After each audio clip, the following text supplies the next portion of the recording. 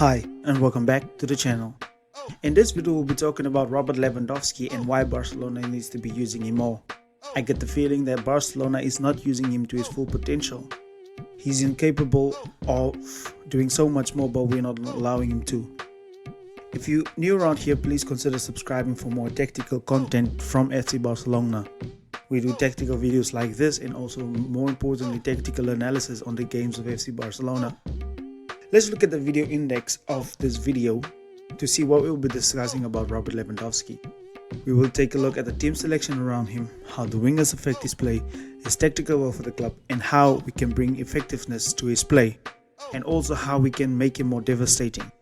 Let's start with the team selection, and we will be comparing him to his Bayern days in comparison to his days now at FC Barcelona. In his days at Bayern Munich, he played in a 4-2-3-1 with Thomas Müller just right behind him. And also Bayern Munich's wingers were very interesting. Bayern had a left footer on the left and a right footer on the right. So in the final third, Bayern Munich was very devastating with Thomas Müller mainly taking up the position in between the lines, formerly known as the Raumdeuter in German.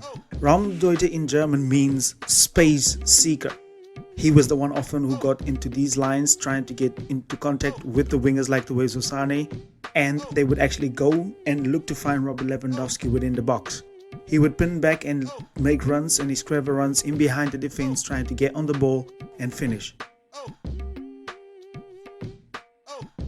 Now Thomas Müller's position made sure that Robert Lewandowski didn't need to drop into these regions like he has to do now at Barcelona. Thomas Müller in that position made sure that he could focus on his job as a number 9, getting on the shoulder of the defenders where he would get into these regions. Now the only place where Robert Lewandowski had to drop was when the team was drawn to one side and he was a little bit overcrowded. He would actually go over to the left wing in that position where he would go to look to receive the ball in these regions. Now then Thomas Müller would actually make the run as a number 9 into those regions, especially in the days of Hansi Flick. This was so effective for Robert Lewandowski.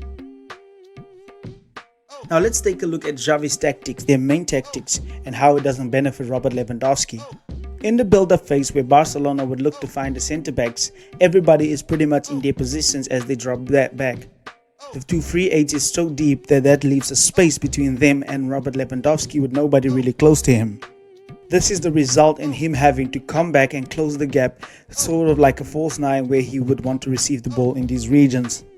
However, the wingers stay so wide that none of them could really exploit the space that he leaves, whereas the 3-8 has too much distance to cover into these regions where they don't really go forward. Now, Robert Lewandowski also has a problem with the wingers wanting to invert and having them in these regions in the half spaces where they would cut inside and look to finish the ball and find goals with themselves. This totally disconnects with Robert Lewandowski, where they're supposed to actually find him in the box and look to get the ball to him to actually go and finish. The same from the right hand side where Rafinha or Dembele come inside, where they actually would look to finish themselves. If we want to get the best out of Robert Lewandowski, we have to change to the 4-2-3-1 in order to benefit him. The double pivot, Sergio Busquets and Frenkie de Jong, and we actually have to swap our wingers, Rafinha on the left and Dembele on the right, or Ferran Torres also on the right. Now this is the thing, in the build-up phase Barcelona would have the double pivot that can receive the ball in these regions. We would have a faster and quicker build-up. However, my main concern would actually be in the final third, where we would have Pedri close to Robert Lewandowski as a sole number 10, where he and Gavi can actually share that position, and also the wingers being able to find the crosses for Robert Lewandowski. Now this would also create this double pivot where Frenkie de Jong and we would have a controlled midfield with him and Busquets, and our wingers actually getting into crossing positions. Lewandowski can do so much for Barcelona if we would just utilize him correctly.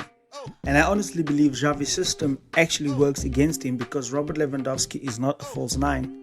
We've known him for what he has done, the destruction that he has caused when Hansi Flick changed to a 4-2-3-1. He became a world-class striker and needs the system to flourish. He will flourish if he has the tools, and he can actually become the best ever if he wants to, and he has the necessary system and tactics around him.